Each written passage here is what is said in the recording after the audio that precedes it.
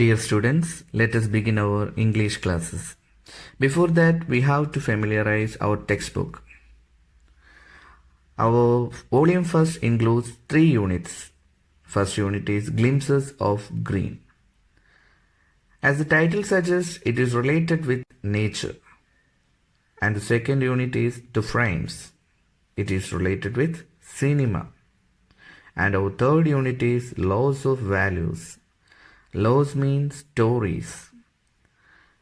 So the title suggests the stories, literary pieces which will give you some values. Let us begin our first unit, Glimpses of Green. As the title suggests, the unit focuses on nature around us. The theme of this unit is nature, and subthemes are harmony of nature and conservation of nature. Man cannot lead a contented life departing from nature. Contented means ഒരു സംതൃപ്തമായ ജീവിതം.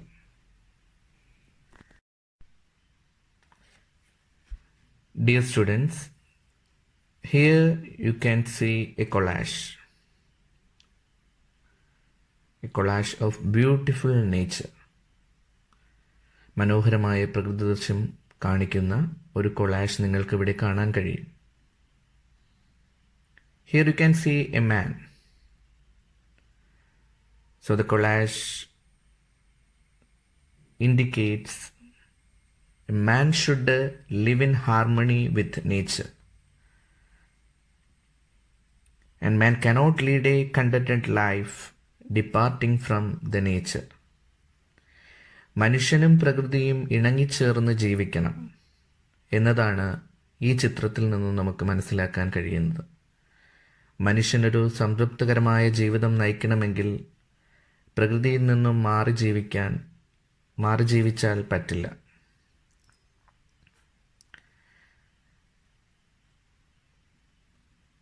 We have a haiku. Haikus are of Japanese origin. A poem of 3 lines.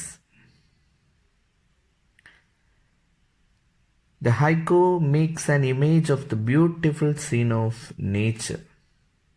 You can also see the picture in the textbook.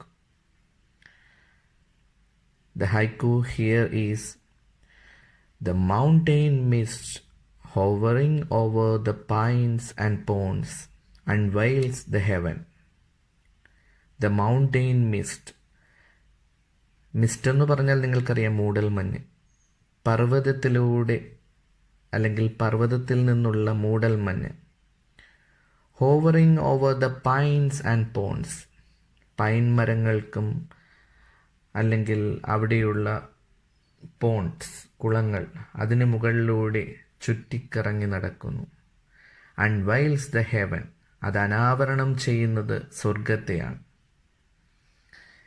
എന്ന് പറയുമ്പോൾ പ്രകൃതിയിലെ മനോഹരമായ ഒരു ദൃശ്യമാണ് നമ്മുടെ മുന്നിൽ ഈ ഹൈക്കുവിലൂടെ തുറന്നു കാട്ടുന്നത്. So students, you should also make some haikus related to nature. It's very simple because haikus are poems of 3 lines. So you can make haikus related with nature, about birds, flowers. So you should make haikus. Let us begin our first chapter, Adventures in a Banyan Tree. Banyan tree എന്ന് പറഞ്ഞാൽ ആൽമരം, എല്ലാവർക്കും അറിയാമല്ലോ. ആൽമരത്തിലെ സാഹസങ്ങൾ എന്ന് വേണമെങ്കിൽ എന്ന രീതിയിൽ അതിൻ്റെ മലയാളം പറയാം. The story is written by Ruskin Bond. So Ruskin ബോണ്ടിൻ്റെ ഒരു ചെറിയ പ്രൊഫൈൽ അവിടെ തന്നിട്ടുണ്ട്, അതൊന്ന് വായിക്കാം. Ruskin Bond, born on 19 May 1934, is an Indian author of British descent. British വംശജനായ ഒരു ഇന്ത്യൻ എഴുത്തുകാരനാണ് Ruskin bond. His father was an officer at royal air force. He wrote his first novel, The Room on the Roof, at the age of 17. തൻ്റെ 17-ാമത്തെ വയസ്സിലാണ് അദ്ദേഹം first novel എഴുതുന്നത്. ആ നോവലിൻ്റെ പേര് the room on the roof. It got John Llewellyn Rhys prize in 1957. 1957 അതേ നോവലിന് തന്നെ അദ്ദേഹത്തിന് ജോൺ ലാവലിൻ റൈസ് പ്രൈസ് ലഭിക്കുകയും ചെയ്തു. His first children books was The Angry River. അദ്ദേഹത്തിൻ്റെ ആദ്യത്തെ കുട്ടികൾക്ക് വേണ്ടിയിട്ടുള്ള പുസ്തകം ദ ആംഗ്രി റിവർ എന്നാണ് അറിയപ്പെടുന്നത്. In 1992, he received the Sahitya Academy Award for his short story collection Our Trees Still Grow in Dera. Our Tree Still Grow in Dera എന്ന അദ്ദേഹത്തിൻ്റെ ചെറുകഥ സമാഹാരത്തിന് സാഹിത്യ അക്കാദമി അവാർഡ് കിട്ടിയിട്ടുണ്ട്. ഏത് വർഷത്തിലാണ്? 1992. He was awarded the Padma Shri in 1999 for his contributions to the children's literature. കുട്ടികളുടെ സാഹിത്യത്തിലേക്കുള്ള തൻ്റെ സംഭാവനകൾക്കായി 1999 അദ്ദേഹത്തിന് Padmashri award ലഭിക്കുകയും ചെയ്തു. He got the Lifetime Achievement Award in 2017. He now lives with his adopted family in Lantur near Missouri. മസൂറിയിൽ ലാൻഡർ എന്ന് പറയുന്ന ഒരു സ്ഥലത്ത് ഒരു അഡോപ്റ്റഡ് ഫാമിലി, ഒരു ദത്തെടുത്ത കുടുംബത്തോടൊപ്പമാണ് അദ്ദേഹം ഇപ്പോൾ ജീവിക്കുന്നത്. അദ്ദേഹത്തെ പറ്റിയിട്ടുള്ള പ്രൊഫൈൽ തയ്യാറാക്കി നോക്കണം. ഇമ്പോർട്ടൻ്റ് ആയിട്ടുള്ള ക്വസ്റ്റ്യൻ ആണ്. ഇനി നമുക്ക് പാഠഭാഗത്തിലേക്ക് കടക്കാം. Adventures in A banyan tree. അതിനു മുമ്പ് അവിടെ തന്നെ നിങ്ങൾ കാണാം ഒരു ഇൻട്രൊഡക്ഷനായി തന്നിരിക്കുന്നത്. ഞാൻ ആദ്യമേ പറഞ്ഞു, the unit is related with nature. Here we are going to study the story of a boy who lives in harmony with nature. So, the introduction is, nature is for all living beings. എല്ലാ ജീവികൾക്കും വേണ്ടിയിട്ടുള്ളതാണ് ഈ പ്രകൃതി. Man should live in harmony with nature. മനുഷ്യൻ പ്രകൃതിയോട് ഇണങ്ങിച്ചേർന്നു തന്നെ ജീവിക്കണം.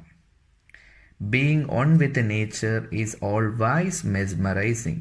പ്രകൃതിയിലെ ഒരു അംഗമായിരിക്കുക എന്നുള്ളത് ഒരു മെസ്മറൈസിംഗ് ആയ, വളരെയധികം മാസ്മരികമായ ഒരു എക്സ്പീരിയൻസ് ആണ്, അനുഭവമാണ്. Have you ever got a chance to spend your leisure time with nature? നിങ്ങളുടെ ലെഷർ ടൈം, നിങ്ങളുടെ ഒഴിവ് വേളകൾ നിങ്ങൾക്ക് പ്രകൃതിയുമായി സ്പെൻഡ് ചെയ്യാൻ അല്ലെങ്കിൽ പ്രകൃതിയിൽ ചെലവഴിക്കാൻ സാധിച്ചിട്ടുണ്ടോ? അല്ലെങ്കിൽ അങ്ങനെ ഒരു അവസരം നിങ്ങൾക്ക് ലഭിച്ചിട്ടുണ്ടോ? Let us read how a boy experienced and blended with the essence of nature. നമ്മൾ പഠിക്കുന്ന ഈ കഥയിൽ നമ്മൾ കാണുന്ന പ്രൊട്ടഗോണിസ്റ്റ്, ഹീസ് എ ബോയ്. അവൻ പ്രകൃതിയുമായി ബ്ലെൻഡ് എന്ന് പറഞ്ഞാൽ മിക്സ് ചെയ്യുക, ഇഴുകിച്ചേരുക എന്ന് പറയും. പ്രകൃതിയുമായി ഇഴുകിച്ചേർന്നു, അതിൻ്റെ പ്രകൃതിയുടെ എസെൻസ്, അതിൻ്റെ സാരാംശവുമായി ഇഴുകിച്ചേർന്ന് അത് അനുഭവിച്ച ഒരു കുട്ടിയുടെ കഥയാണ് നമ്മൾ കാണാൻ പോകുന്നത്. So, let us begin our chapter. Though the house and grounds of our home in India were grandfather's domain, the magnificent old banyan tree was mine, chiefly because grandfather at the age of 65 could no longer climb it. Grandmother used to tease him about this and would speak of a certain Countess of Desmond, an English woman who lived to the age of 117 and would have lived longer if she hadn't fallen while climbing an apple tree. The spreading branches of the banyan tree, which curved to the ground and took root again, forming a maze of arches, gave me endless pleasure. The tree was older than the house, older than grandfather, as old as the town of Dera, nestling in a valley at the foot of the Himalayas. So, നമുക്ക് നോക്കാം.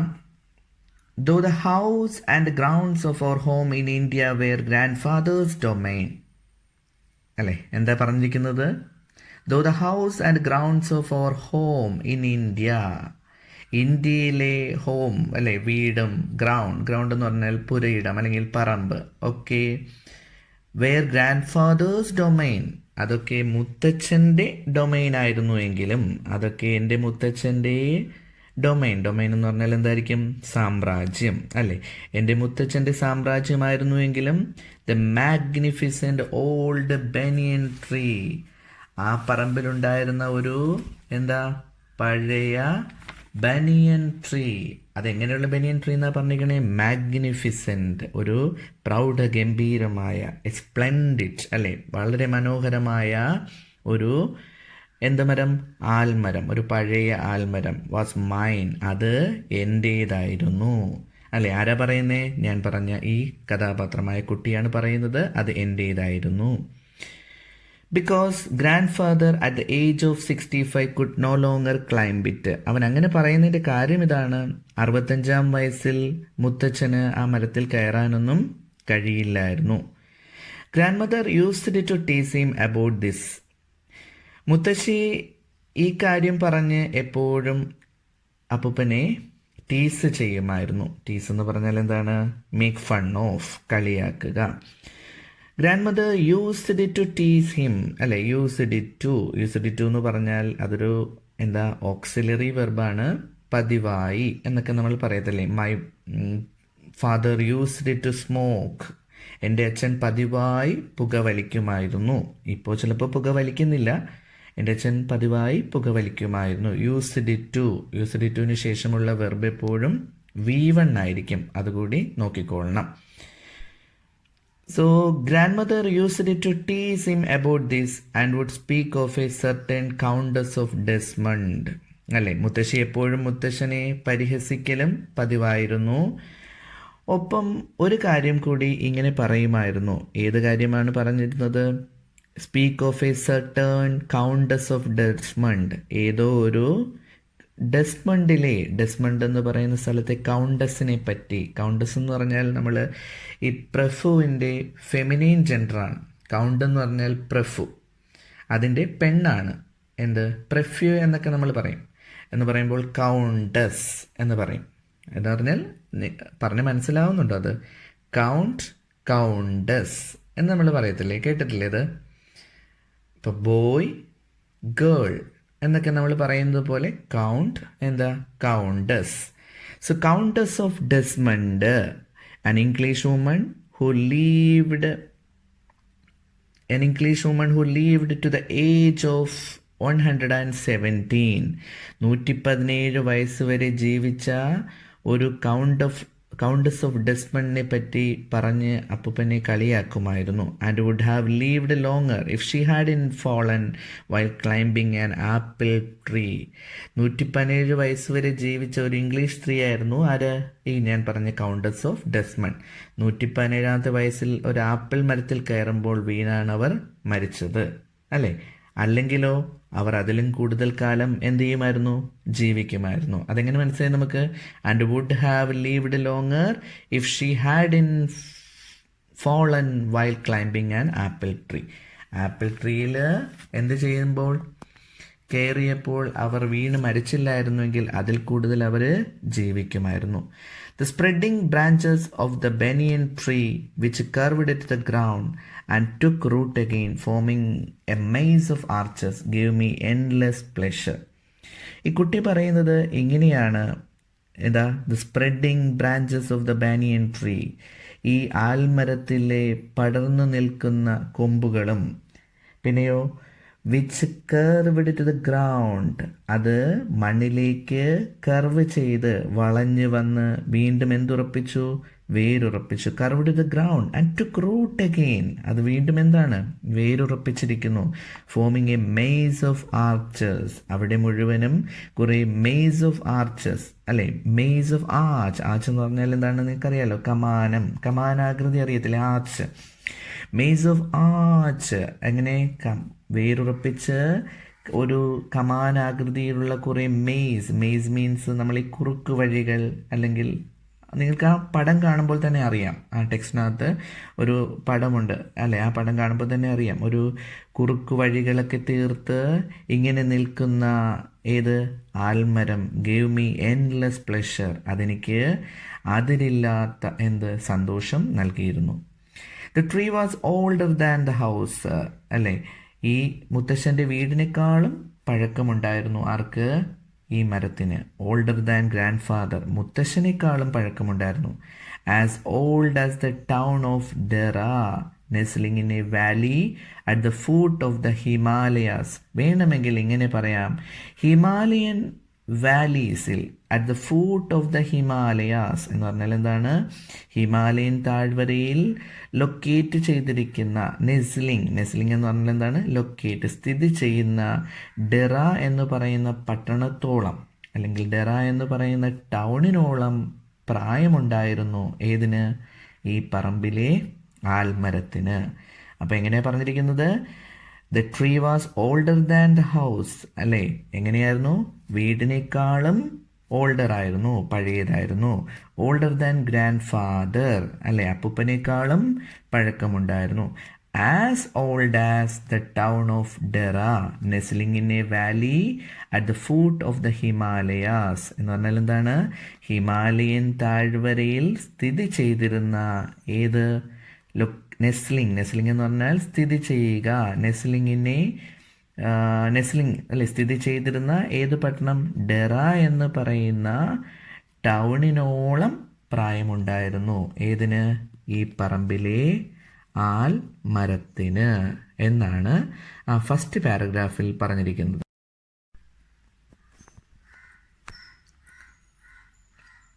My first friend and familiar was a small gray squirrel. Arching his back and sniffing into the air, he seemed at first to resent my invasion of his privacy. But when he found that I did not arm myself with a catapult or air gun, he became friendlier. And when I started leaving him pieces of cake and biscuit, he grew bolder and finally became familiar enough to take food from my hands. ഈ പാരഗ്രാഫിൻ്റെ അർത്ഥം ഇങ്ങനെയാണ്. My first friend and familiar was a small grey squirrel. എൻ്റെ ആദ്യ front, അല്ലെ, എൻ്റെ ആദ്യ സുഹൃത്തും ഫെമിലിയർ എന്ന് പറയുമ്പോൾ പരിചയക്കാരൻ, അല്ലെ, പരിചയക്കാരനും ഒരു ഗ്രേ സ്ക്യൂറൽ ആയിരുന്നു. ഒരു സ്മോൾ ഗ്രേ സ്ക്യൂറൽ, ഒരു ചെറിയ അണ്ണാൻ, ഒരു എന്ത് നിറത്തിലുള്ള? ചാര നിറത്തിലുള്ള അണ്ണാനായിരുന്നു. Arching his back and sniffing into the air. അവൻ എപ്പോഴും എന്താണ്? അവൻ്റെ മുതുക് ഒരു ആർച്ച് പോലെ വളച്ച് പിടിച്ച്, അല്ലെ, അവൻ്റെ മുതുക് വളച്ച്, അല്ലെ, ആർച്ചിങ് ഹിസ് ബാക്ക്, അവൻ്റെ മുതുക് വളച്ച് പിടിച്ച്. ബാക്ക് എന്ന് പറഞ്ഞാൽ ഇവിടെ ഉദ്ദേശിക്കുന്നത് എന്താണ്? അതിൻ്റെ ആ മുതുക് ഭാഗം. Arching his back and sniffing into the air. അവൻ വളച്ച് പിടിച്ച് അന്തരീക്ഷത്തിൽ എന്താണ്? ഇങ്ങനെ സ്നിഫിങ് എന്ന് പറഞ്ഞാൽ മണം പിടിക്കുക എന്ന് പറയും, അല്ലെ? Sniffing into the air, അന്തരീക്ഷത്തിൽ മണം പിടിച്ച്, ഇങ്ങനെ മണം പിടിക്കും പോലെ അവൻ ശ്വാസം എടുത്തുകൊണ്ട് നടക്കുമായിരുന്നു. And into the air he seemed at first to resent my invasion of his privacy. അല്ലെ? ഇൻവാഷൻ ഓഫ് ഹിസ് പ്രൈവസി, അവൻ്റെ പ്രൈവസിയിലേക്ക്, ആ കുഞ്ഞണ്ണാൻ്റെ സ്വകാര്യതയിലേക്കുള്ള എൻ്റെ ഇൻവാഷൻ എന്ന് പറയുമ്പോൾ എന്താണ്? കടന്നു കയറ്റം, അല്ലെ? അവൻ്റെ അല്ലെ, ആ കുഞ്ഞണ്ണാൻ്റെ എന്തിലേക്കുള്ള? പ്രൈവസിയിലേക്കുള്ള, സ്വകാര്യതയിലേക്കുള്ള ഇൻവാഷൻ എന്ന് പറഞ്ഞാൽ എന്താണ്? കടന്നു കയറ്റത്തിൽ അവൻ ആദ്യമൊക്കെ ഒരു റിസെന്റ്, ഒരു ദേഷ്യം, അല്ലെ, പ്രകടിപ്പിച്ചിരുന്നു. ഹി സീംഡ് അറ്റ് ഫസ്റ്റ്, അങ്ങനെയാ തോന്നിയിരുന്നത്. എങ്ങനെയാ തോന്നിയിരുന്നത്? അങ്ങനെ അതുപോലെയായിരുന്നു അവൻ്റെ പെരുമാറ്റം. ഏതുപോലെ? He seemed at first to resent my invasion, അല്ലേ, ഓഫ് ഹിസ് പ്രൈവസി. കുഞ്ഞണ്ണാൻ്റെ സ്വകാര്യതയിലേക്കുള്ള എൻ്റെ ഇൻവാഷൻ, എൻ്റെ കടന്നുകയറ്റത്തെ അവൻ ആദ്യം ദേഷ്യം, അല്ലെ, റിസെൻറ്റ് എന്ന് പറഞ്ഞാൽ എതിർപ്പ്, ദേഷ്യം എന്നൊക്കെ നമുക്ക് പറയാം. ആ ദേഷ്യം പ്രകടിപ്പിക്കുന്നത് പോലെ എന്ത് ചെയ്തിരുന്നു ആയിരുന്നു അവൻ്റെ പെരുമാറ്റം. എന്നാൽ but when he found that I did not arm myself with a catapult or air gun, എന്നാൽ ഞാൻ എൻ്റെ കയ്യിൽ ഒരു എയർ ഗണ്ണോ അല്ലെങ്കിൽ ഒരു കാറ്റാപ്പിൾട്ട് എന്ന് പറഞ്ഞാൽ നമ്മുടെ ഈ കവണ എന്നൊക്കെ പറയും. നിങ്ങൾക്കറിയാം, നമ്മൾ കവണ ഇങ്ങനെ അടിക്കുന്ന റബ്ബർ ബാൻഡൊക്കെ ഇങ്ങനെ കെട്ടിയിട്ടിട്ട് അടിക്കുന്ന ഒരു വൈ ഷേപ്പിലുള്ള സാധനം ഉണ്ടല്ലോ, അതാണ്. സോ കവണ അല്ലെങ്കിൽ കാറ്റാപ്പിൾട്ട് പോലുള്ള ആയുധങ്ങൾ എൻ്റെ കൈവശം വച്ചിട്ടില്ല എന്ന് അവൻ എന്ത് ചെയ്തപ്പോൾ, തിരിച്ചറിഞ്ഞപ്പോൾ അവൻ എന്നോട് എന്തുള്ളവനായി മാറി? He became friendlier. അവൻ എന്നോട് സൗഹൃദത്തിൽ ആയി, അല്ലേ? എന്ന് പറയുമ്പോൾ എന്താണ്? എൻ്റെ കയ്യിൽ എന്തില്ല, അവനെ ഉപദ്രവിക്കാനുള്ള ആയുധങ്ങളൊന്നുമില്ല എന്ന് ഉറപ്പായപ്പോൾ അവൻ എന്ത് ചെയ്തു? എന്നോട് കൂടുതൽ ഫ്രണ്ട്ലി ആയി. ഇവിടെ എന്താ ഉദ്ദേശിക്കുന്ന ഒരു കാര്യം കൂടെ ശ്രദ്ധിച്ചോളണം. But when he found that I did not arm myself, ഇവിടെ ആം എന്ന് ഉദ്ദേശിക്കുന്ന വെപ്പണാണ് കേട്ടോ, ആയുധങ്ങൾ. അപ്പോൾ അവൻ എന്നോട് കൂടുതൽ ഫ്രണ്ട്ലിയർ ആയി, അല്ലെ, മീൻസ് സൗഹൃദത്തിലായി. And when I started leaving him pieces of cake and biscuit, അല്ലെ, പതിയെ ഞാൻ അവന് എന്താണ് ഈ ബിസ്ക്കറ്റിൻ്റെയും അല്ലെങ്കിൽ കേക്കിൻ്റെയൊക്കെ ചെറിയ കഷ്ണങ്ങൾ എന്ത് ചെയ്യാൻ തുടങ്ങി, കൊടുത്തു തുടങ്ങിയപ്പോൾ, അവന് കേക്കിൻ്റെയും ബിസ്ക്കറ്റിൻ്റെയും ഒക്കെ കഷ്ണങ്ങൾ നൽകി തുടങ്ങിയപ്പോൾ അവൻ എന്ത് ചെയ്തു? And when I started leaving him pieces of cake and biscuits he grew bolder. അവൻ കുറച്ച് കൂടുതൽ എന്താണ് ബോൾഡ് എന്ന് പറഞ്ഞാൽ ധൈര്യവാനാകുക, ധൈര്യമുള്ളവനായി. നമ്മൾ ബോൾഡർ, ബോൾഡസ്റ്റ് എന്നൊക്കെ പറയും. ഇതിലൊരു പ്രധാനപ്പെട്ട ഗ്രാമർ സെഷനാണ് കേട്ടോ അത്. ഡിഗ്രീസ് ഓഫ് കമ്പാരിസൺ എന്ന് പറയും. ഇപ്പം നമ്മൾ കേട്ടിട്ടില്ലേ നിങ്ങൾ, പോസിറ്റീവ് അഡ്ജക്റ്റീവിൻ്റെ പോസിറ്റീവിന് ടോൾ, അല്ലെ, അതിൻ്റെ കമ്പാരിറ്റീവ് ടോളർ, അതിൻ്റെ സൂപ്പർലേറ്റീവ് ടോളസ്റ്റ്. അതുപോലെ ബോൾഡർ, ബോൾഡസ്റ്റ്. അവൻ കൂടുതൽ ധൈര്യം കിട്ടുകയും പിന്നെ എന്താ ചെയ്തത് അവൻ? He grew bolder and finally became familiar enough to take food from my hands. അങ്ങനെ ആ ധൈര്യം കിട്ടിയപ്പോൾ അവൻ എന്താ ചെയ്തത്? എൻ്റെ കയ്യിൽ നിന്ന് നേരിട്ട് ഭക്ഷണം കഴിക്കുന്ന വിധം എന്നോട് എന്തായി മാറി? ഫെമിലിയർ മീൻസ് ഫ്രണ്ട്ലിയർ, എന്നോട് സൗഹൃദത്തിലാവുകയും ചെയ്തു. Before long he was delving into my pockets. And helping himself to whatever he could find. He was a very young squirrel, and his friends and relatives probably thought him headstrong and foolish for trusting a human. എന്താണെന്ന് നോക്കാം. Before long he was delving into my pockets, അല്ലേ, അഥവാ നമുക്കെങ്ങനെ പറയാം, കൂടുതൽ കാലം കഴിയും മുമ്പ് അല്ലെങ്കിൽ അധികം വൈകാതെ, അല്ലെ, കുറഞ്ഞ ദിവസങ്ങൾ കൊണ്ട് തന്നെ. ബിഫോർ ലോങ്, അധികം വൈകാതെ തന്നെ അല്ലെങ്കിൽ കുറഞ്ഞ ദിവസങ്ങൾ കൊണ്ട് തന്നെ. He was delving into my pockets, അവൻ എൻ്റെ പോക്കറ്റിൽ ഇറങ്ങി എന്ത് ചെയ്യാൻ തുടങ്ങി? ഡെൽവിങ് എന്ന് പറഞ്ഞാൽ എന്താണ്? സെർച്ചിങ്, പരതുക, നമ്മൾ അങ്ങനെയൊക്കെ പറയത്തില്ലേ, ഇറങ്ങി സെർച്ച് ചെയ്യാൻ തുടങ്ങി. And helping himself to whatever he could find, അല്ലെ, അവൻ ഇറങ്ങി കാണുന്നതെല്ലാം അവൻ എന്ത് ചെയ്യാൻ തുടങ്ങി? കഴിക്കാനായി തുടങ്ങി. അവൻ എന്താണ്, ഞാനിപ്പോൾ അവൻ്റെ കയ്യിലൊന്നും കൊണ്ട് കൊടുക്കണ്ട, അവൻ എന്താണ് പോക്കറ്റിൽ ഇറങ്ങി സെർച്ച് ചെയ്ത് അവിടെ നിന്ന് കിട്ടുന്ന ഭക്ഷണങ്ങൾ എന്ത് തന്നെയായാലും അത് കഴിക്കുവാനും തുടങ്ങി.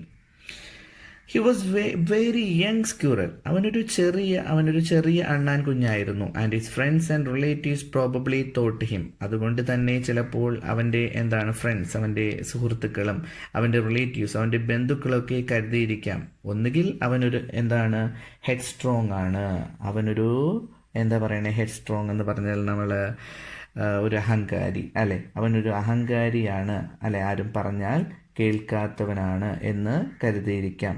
അല്ലെങ്കിൽ അവനൊരു എന്തായിരിക്കാം, ഒന്നുകിൽ അവനൊരു ഹെഡ് സ്ട്രോങ് ആണ്, തന്നിഷ്ടക്കാരൻ എന്നൊക്കെ നമ്മൾ പറയില്ലേ, അവനൊരു അഹങ്കാരിയാണ്, അല്ലെങ്കിൽ അവനൊരു വിഡ്ഢിയാണ്. എന്തുകൊണ്ടാ? ഈ കുഞ്ഞണ്ണാൻ്റെ ബന്ധുക്കളും സുഹൃത്തുക്കളൊക്കെ അവനൊരു എന്താണ് അഹങ്കാരിയാകാം അല്ലെങ്കിൽ അവനൊരു വിഡ്ഢിയാകാം എന്ന് ചിന്തിച്ചത്. കാരണം അവൻ ആരെ വിശ്വസിക്കുന്നു?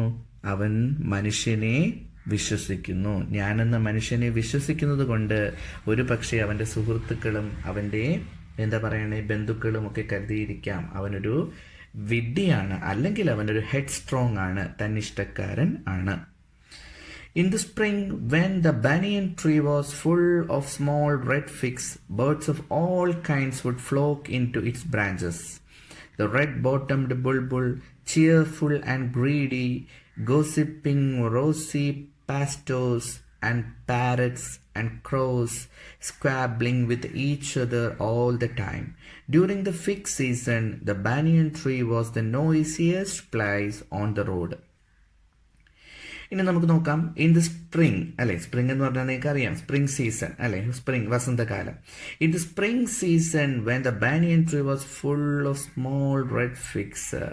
സ്പ്രിംഗ് സീസണിൽ ആ ആൽമരത്തിൽ നിറയെ ഫിഗ് അല്ലെ, ആൽമരത്തിൽ പിടിക്കുന്ന ഫ്രൂട്ട്, ആ പഴം അല്ലെ, ആ പഴങ്ങൾ കൊണ്ട് ഇങ്ങനെ നിറയുമ്പോൾ സ്മോൾ റെഡ് ഫിഗ്സ് അല്ലെ, അതിനകത്ത് വസന്തകാലത്ത് ആ മരത്തിൽ ചുവന്ന പഴങ്ങൾ കൊണ്ട് നിറയുമ്പോൾ birds of all kinds would flock into the branches. എല്ലാത്തരം പക്ഷികളും ആൽമരത്തിൻ്റെ കൊമ്പുകളിൽ വന്ന് കൂടും അല്ലെ, അവിടെ പറന്ന് എത്തും, കൊമ്പുകളിൽ ഫ്ലോക്ക് ചെയ്യും അല്ലെ, പറന്നെത്തുക, അല്ലെങ്കിൽ അവിടെ ഇങ്ങനെ കൂടി ഇരിക്കും. എങ്ങനെ പക്ഷികളെ ഏതൊക്കെയാണെന്നാണ് പറഞ്ഞിരിക്കുന്നത്? ദ റെഡ് ബോട്ടംഡ് ബുൾബുൾ, അവിടെ ഏത് പക്ഷികൾ വരാറുണ്ട്?